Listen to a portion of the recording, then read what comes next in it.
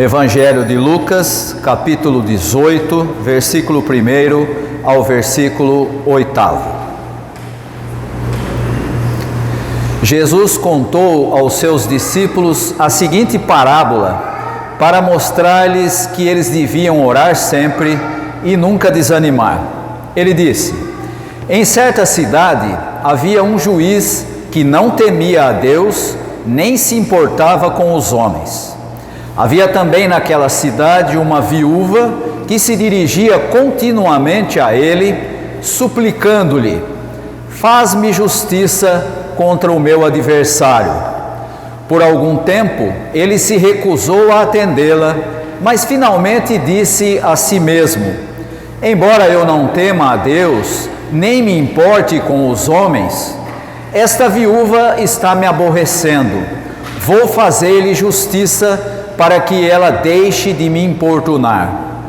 O Senhor continuou: prestem atenção no que diz o juiz injusto. Acaso Deus não fará justiça aos seus escolhidos, que clamam a Ele dia e noite? Continuará fazendo-os esperar? Eu digo a vocês que Ele lhes fará justiça e depressa. Contudo, quando o Filho do Homem vier, encontrará fé na terra? Uma das maiores dificuldades de entendermos alguns textos do Evangelho e mesmo de outros livros do Novo Testamento, como as cartas de Paulo, é percebermos que a cultura em que esses textos foram produzidos era completamente diferente da nossa, ou seja, a estrutura da sociedade era outra, os valores culturais eram outros, e muitas das coisas que a gente lê no texto tinham significados muito diferentes na época do que quando a gente lê hoje com a nossa visão da cultura. Esse texto que nós acabamos de ler é um exemplo muito bom disso. Nós vamos encontrar nesse texto Jesus contando uma parábola, e ele vai fazer referência a algumas coisas que para nós são completamente distintas daquilo que a gente entende hoje. Quando a gente olha para o cenário dessa época, para os personagens dessa parábola, nós vamos perceber que as coisas eram muito diferentes. E vamos começar entendendo os personagens dessa parábola. De um lado você tem a viúva, de outro o juiz. A viúva, diferente do que se pensa hoje, tinha naquela sociedade uma posição muito diferente do que teria hoje. Na sociedade da época, a viúva, nós podemos dizer que ela era o suprassumo do desamparo e da falta de honra. Ou seja, numa sociedade como a da época de Jesus, se uma pessoa tivesse a vida sem a presença de um homem, ou seja, nesse caso a viúva, seja um marido ou seja um filho mais velho, que servisse para defender a causa daquela mulher, ela não tinha absolutamente nenhuma importância e estava à margem da sociedade, ocupando a posição mais vulnerável e, por conta disso, vulnerável à exploração e sem nenhum status social. A única arma que uma pessoa desse tipo teria seria a sua capacidade de causar vergonha pública, ou seja, de criar alguma situação em que o outro ficasse intimidado por conta da sua capacidade de causar vergonha pública. Isso porque, naquela sociedade, uma mulher que não tivesse um padrinho, alguém que fosse o seu representante, e não tivesse quem a representasse como homem, ela tinha que pleitear a sua causa sozinha. Mas, apesar de toda essa situação, é preciso nós percebermos que Jesus está dizendo que ela continua tendo o direito de lutar por sua causa. A gente sempre olha para essa situação aqui e diz: essa mulher ficou lá importunando o juiz. Onde já se viu uma coisa dessa? Não, Jesus não está dizendo que ela não tinha o seu direito. Pelo contrário, ele está deixando claro que essa é a característica dessa personagem, uma mulher sem honra, sem importância, que ocupava o lugar mais vulnerável na sociedade. Essa era a viúva. Não é muito difícil de você pensar que hoje, quando a gente olha para a sociedade atual, nós também temos determinadas posições na sociedade daqueles que não têm nenhuma importância. E que se tivesse alguma causa e fosse pleitear diante do juiz, a gente diria, esse sujeito não tem a menor chance, porque ele não tem nenhuma importância. É exatamente isso que Jesus está dizendo dessa viúva. É alguém que não tem absolutamente nenhuma importância e que tem uma causa, tem o seu direito e que pleiteia o seu direito diante do juiz. E aí você tem o outro personagem, que é o juiz. A descrição que o texto faz é de que ele não temia a Deus e nem respeitava homem algum. Ou seja, no mundo da época, isso significava que esse homem era alguém completamente sem honra. E veja como é interessante. A mulher era sem honra por causa da posição que ela ocupava. O homem, juiz, e o homem tinha muito maior importância do que a mulher naquela sociedade. Esse homem especificamente era um homem sem honra por causa da sua atitude. Não respeita a Deus, não liga para aquilo que Deus quer e também não está preocupado com os homens. Era alguém fora do sistema de valores da sociedade. Alguém que não se importava com a sua reputação perante Deus, que é o patrono supremo, mas também não se preocupava com a sua reputação diante dos homens, ou seja, a opinião pública, que era aquilo que concedia honra para a pessoa. Ele não tinha nenhuma preocupação com isso. E era alguém que a gente poderia dizer que é o oposto do que deveria ser um líder comunitário naquela época. Dois personagens, uma mulher que não tem nenhuma honra porque é viúva, não tem nenhum poder, é alguém desprovida de qualquer tipo de força política ou seja social, e de outro lado um homem, esse sim, alguém que poderia ter essa condição, mas um homem que não respeita a Deus e nem aos homens, desprovido de honra. E aí então você encontra a parábola contada por Jesus, e a interação entre a viúva e o juiz não é apenas uma simples petição, mas é um conflito público. Ou seja, lembra que eu disse que a mulher não tinha nada a fazer a não ser criar algum tipo de pressão, principalmente social? É exatamente isso que ela faz. A estratégia da viúva, alguém que não tinha nenhuma condição, por exemplo, para subornar o juiz, que era a forma mais normal na época de se lidar com essas coisas, e não que isso tenha mudado, né? Isso continua funcionando até hoje, né? Há poucos anos atrás eu conversava com um presbítero que era membro do conselho da igreja que eu era pastor, e ele estava contando que a empresa onde ele trabalhava estava lá passando por uma situação difícil, porque o principal fundador tinha morrido e tinha deixado um testamento dizendo para onde ia os seus bens. E a viúva contestou aquele testamento e disse o seguinte para ele: nem adianta você correr atrás, porque nós já compramos o juiz. Ou seja, não importa o que está escrito no testamento, o juiz já está no nosso bolso e ele vai dar o ganho de causa para nós. Na época era assim e hoje continua exatamente da mesma forma. Mas essa mulher, a viúva, ela não tinha riqueza para subornar o juiz. Ela não tinha como lidar com alguém como aquele juiz, e a sua única estratégia era a persistência pública. A frase que aparece no texto, faz-me justiça contra o meu adversário, tem até um certo tom legal, mas na sua raiz é uma tática social. Ela está de fato tentando envergonhar publicamente aquele juiz. Era a única coisa que ela podia fazer, e ela quer o seu direito, e por isso ela faz isso. por outro lado, você tem a motivação do juiz. O juiz não age no texto por consciência e nem por compaixão. A sua motivação é explicitamente calculista e egoísta.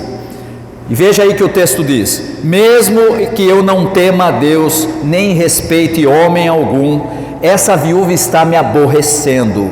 Vou fazer-lhe justiça para que ela deixe de me importunar. Essa é a atitude do juiz. E aqui tem um detalhe interessante: o verbo traduzido aí por importunar ou molestar é um termo que vem do atletismo e significa dar um soco no rosto, deixar um olho roxo. Esse é o significado dessa expressão importunar. E aqui no contexto da época, isso pode ser entendido como uma metáfora para causar dano à reputação. Ou seja, a viúva estava dando uma surra na honra do juiz, que já era uma honra bastante frágil. Ele age para evitar que ela o envergonhe ainda mais ou completamente. Ou seja, ele cede não à justiça, mas para evitar um dano maior à sua honra pública, que já era bastante baixa. E aí você olha para essa situação toda aqui e você pensa: como é que Jesus vai aplicar essa parábola? O que ele quer dizer com isso? E a aplicação de Jesus é, como é natural em muitos textos do Evangelho, uma mudança da lógica da época. A parábola aqui funciona como um contraste, não como uma comparação simples. E aí Jesus vai dizer o quê? Prestem atenção no que disse o juiz iníquo. Acaso Deus não fará justiça aos seus escolhidos? Jesus está aqui usando a seguinte lógica: se um juiz totalmente sem honra, movido apenas por interesse egoísta de evitar vergonha, acaba fazendo justiça a uma pessoa que não tem nenhum status social, quanto mais Deus, que é o juiz perfeitamente honrado, o patrono fiel por excelência, fará justiça aos seus escolhidos que clamam a Ele dia e noite. Aqui há um contraste. Jesus não está comparando Deus com o juiz iníquo, mas ele está dizendo: Deus é o oposto dele, é por contraste, né? E assim, Deus não é comparado ao juiz iníquo em caráter, mas contrastado com ele. Se até um canalha, sem escrúpulos, responde a um pedido persistente, como aparece nesse texto, é claro que nós podemos ter a certeza que Deus, cujo caráter é justiça e fidelidade, responderá ao seu povo de forma muito mais pronta. E a expressão que aparece no texto é muito interessante, diz assim: o Senhor continuou: acaso Deus não fará justiça aos seus escolhidos que clamam a Ele dia e noite? Sim, fará e fará logo. E aí então nós temos o final, a pergunta que finaliza essa parábola, e é uma pergunta perturbadora. Jesus diz assim: contudo, quando vier o Filho do Homem, achará porventura fé na terra? E aí a gente olha para essa pergunta e fala: peraí, deixa eu ver se eu entendi. Ele acabou de falar sobre uma mulher que não tinha nenhuma importância na sociedade, mas que lutou para alcançar o seu direito diante de um homem sem honra, numa sociedade focada no homem. E ele diz: Deus, diferente desse juiz, age para o bem daqueles que são seus. E aí ele vem com essa pergunta? Que pergunta estranha! Acaso, quando vier o Filho do Homem, achará porventura fé na terra? Essa não é uma pergunta sobre doutrina, mas sobre fidelidade prática e sobre perseverança na comunidade.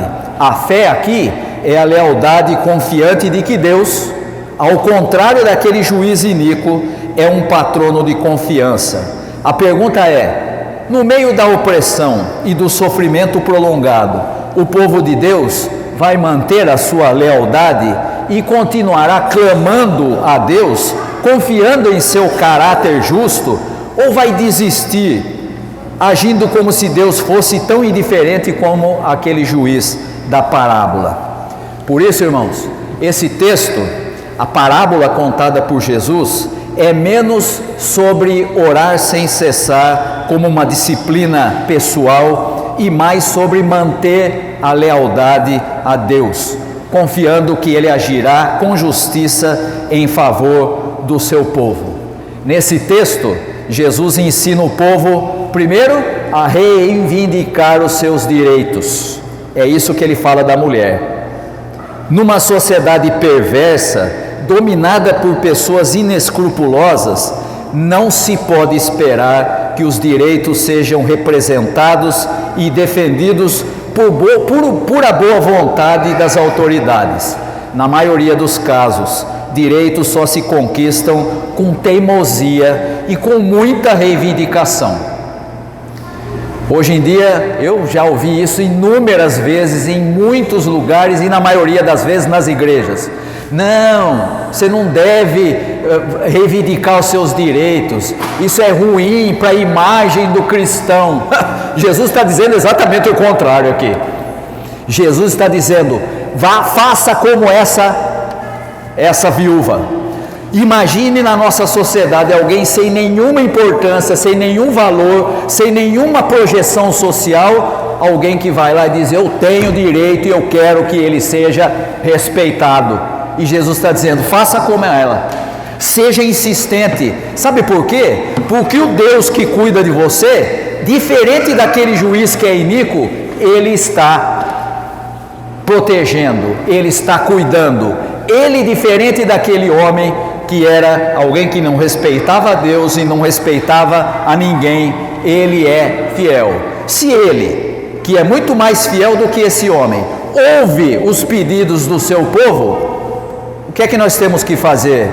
Nós temos que ser leais àquilo que aprendemos do Evangelho, para que sejamos cuidados por aquele que é o patrono perfeito, o próprio Deus.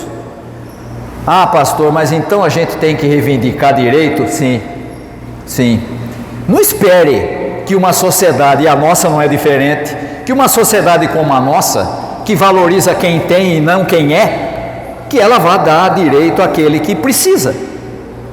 É só você dar uma olhadinha aí nas últimas notícias, você vai ver como é que isso funciona. Tudo que se faz é, vamos tirar direitos, vamos diminuir os direitos. Como assim? Essa é a sociedade que você vive. E aqui aprendemos com Jesus, a mulher que não tinha nada, que não tinha honra, que não tinha, para usar uma expressão popular, não tinha um gato para puxar pelo rabo, é ela que alcança o seu direito, fazendo aquilo que era possível, como alguém que sabia que Deus cuida dela. É isso que nós temos que fazer, é isso que aqueles que seguem a Jesus precisam aprender. Toda vez que, como comunidade de fé, a gente acha que a injustiça é normal e não tem problema, nós estamos contra o ensino de Jesus. Toda vez que a gente acha que não tem problema, que aquele que está sendo oprimido continue sendo oprimido, nós estamos contra o ensino de Jesus. Não podemos fazer isso. Seria deslealdade com aquele que diz, Deus, o patrono perfeito é aquele que cuida de você. Acaso acharei fé na terra? O Filho do Homem vai achar fé na terra? É o que nós temos que responder, é o que Ele espera de nós. Que Deus possa abençoar aos irmãos e às irmãs. Amém.